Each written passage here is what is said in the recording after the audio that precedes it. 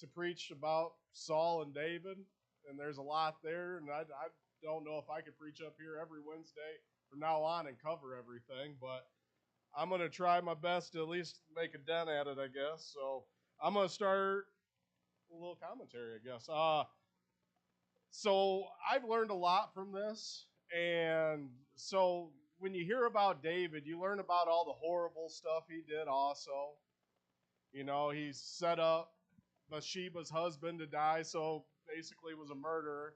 So that's where my title comes from, Mercy from a Murderer. Uh, Through his relationship with Saul, almost had a tight relationship with Saul for some time. And things tended to go very well at first. But as we deal with in everyday society, jealousy tends to kick in. And I'm going to kind of lean on that today. I'm going to start with reading 19, 1 through 5 out of 1 Samuel. And Saul spake to Jonathan his son and to all his servants, and that they should kill David. But Jonathan, Saul's son, delighted much in David. And Jonathan told David, saying, Saul my father seeketh to kill thee. Now therefore I pray thee, take heed to thyself until the morning, and abide in a secret place, and hide thyself. And I will go out and stand beside my father in a field where thou art, and I will commune with my father of thee, and what I see that I will tell thee. And Jonathan spake good of David unto Saul his father, and said unto him, Let not the king sin against his servant, against David, because he hath not sinned against thee, and because his works have been to thee word very good. For he did put his life in the hand and slew the Philistine, and the Lord wrought a great salvation for all Israel. Thou sawest it and didst rejoice. Wherefore then wilt thou sin against innocent blood to slay David without a cause? So obviously we know David kills Goliath. Amongst other things, David ended up, he won a lot of battles and did a lot of big things. Saul got upset because of a song sung in a prior chapter back in 18, I believe it's 7. And the women answered one another as they played and said, Saul hath killed his thousands, and David had his 10,000s. Well, they still were giving Saul a compliment. Just for one guy to take out thousands, I would think he wouldn't be that upset about it. But the fact they put somebody else on a pedestal over him was enough, and the fact that these women were singing the music and having a good time with it just stirred him up and lit a fire within him for no quite reason. We kind of deal with that every day. You know, you hear someone's talking about you, and instead of doing the right thing and either just letting it go because people are going to talk, or confronting them about it and saying, hey, I don't appreciate you doing this.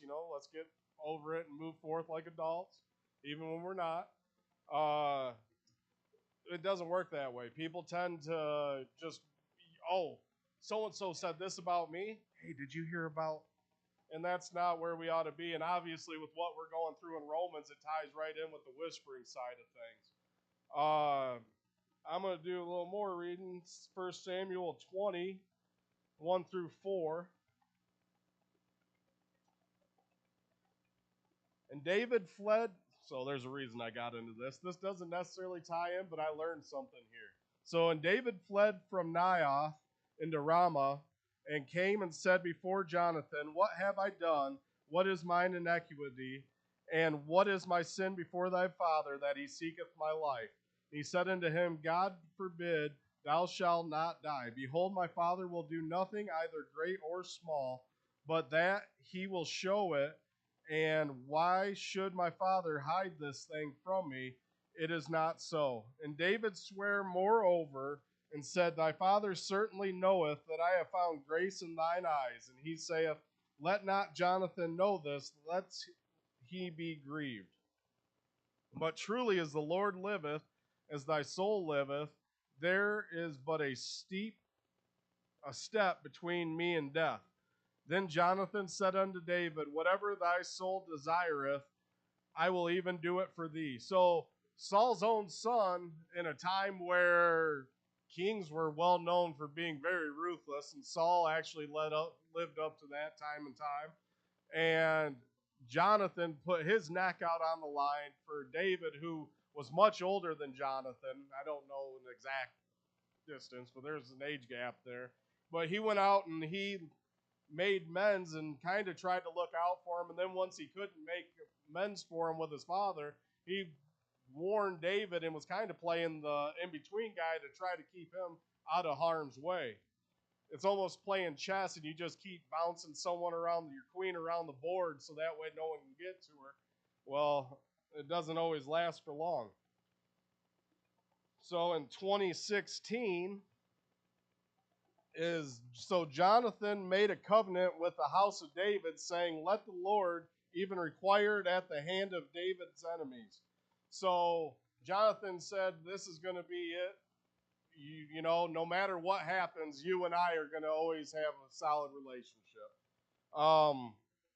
I can tell you how many times that people who spoke bad, done bad things to me in my past, you make amends and you get over it. And if you can't make amends, in another biblical sense, you knock the dust off your feet and you walk away. Because there ain't no reason to stay around, and if they're going to do it once, they're probably going to do it again. Skipping over to 21:6. So the priest gave him hallowed bread, for there was no bread there but the showbread. That was taken from before the Lord to put hot bread in the day when it was taken away. So I did not know this.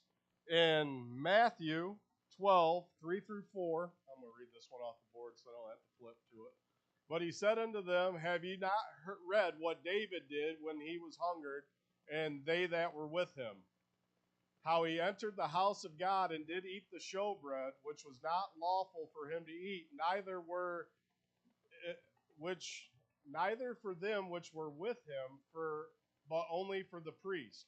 So another interesting fact. So David goes in, he eats the showbread that's for the priest because he and his men are hungry. They're on the run from the king. They didn't get to grab anything when they left. Well, another thing, and I didn't put this one in here as far as in Scripture, but another thing he ended up with, he didn't have a sword or a shield with him. So he asked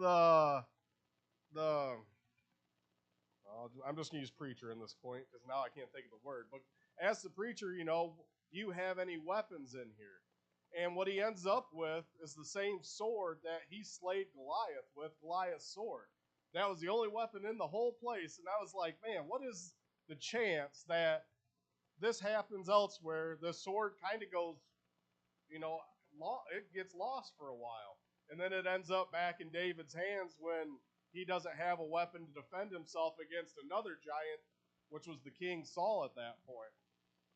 So Saul ends up not catching up with David, and David ends up running into Saul multiple times between now and a couple of my last points. And David doesn't slay Saul. He forgives him. He shows mercy. He doesn't even make a threat. He doesn't do anything. And even Saul notices this and says, "David, you're a greater man than I because of the fact that you are willing to just let me walk. You're not trying to do anything to me. You're just letting me be." So later on, it comes down to Saul's dead, Jonathan's dead, and David goes to his servant and asks, "Is there anybody of the house of Saul left?" Now that got me too, because he didn't ask if there's anybody left from the house of Jonathan. He asked if there was anybody left from Saul, his enemy at a point in time, because he wanted to show favor to him. And that's where we find Mephibosheth in Lodabar. Thank you. I'm like, I was going to say something different. But in Lodabar. And he seeks him out and ends up taking in Mephibosheth. Thank you. I'm going to stumble over that one a couple more times if I go for it. Mephibosheth.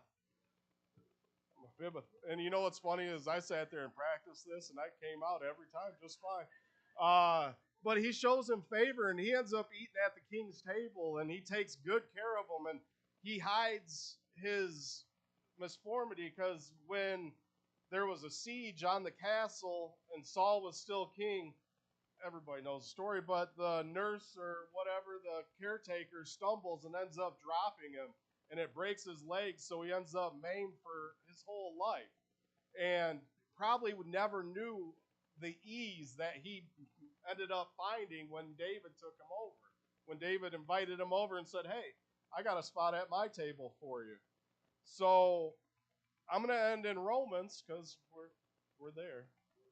Yeah, hey. And therefore, if thine enemy hunger, feed him. If he thirst, give him a drink. And in so doing, thou shalt heap coals of fire on his head.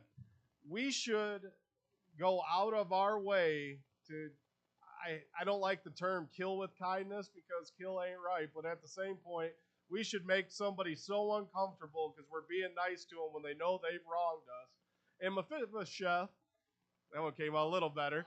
That, that he didn't ever wrongs David, but I'm sure he knew of what had gone on there. And for David to show mercy, to take over, not only taking this, a handicapped man into his home and then making sure he was always fed, he also gave all of Saul's kingdom, basically, all his properties, all the crops, all of everything back to Mephibosheth, and then gave him servants to take care of the property, so he had stuff coming in as far as financially, as far as just building, his own kingdom almost. And that shows to me that the mercy we see through Jesus Christ later in life and through God, that we can find forgiveness in our actions, find forgiveness in the things that we've done, and even the things we will do. He ended up finding the forgiveness that was handed down through his family because his father's relationship and through the mercy and grace that David showed back upon him. So I wasn't even going to use any scripture, so that threw me off a little tonight. But at the same point, it was such a great story, and it just had some points to it that I felt like were really important. So that's what I got.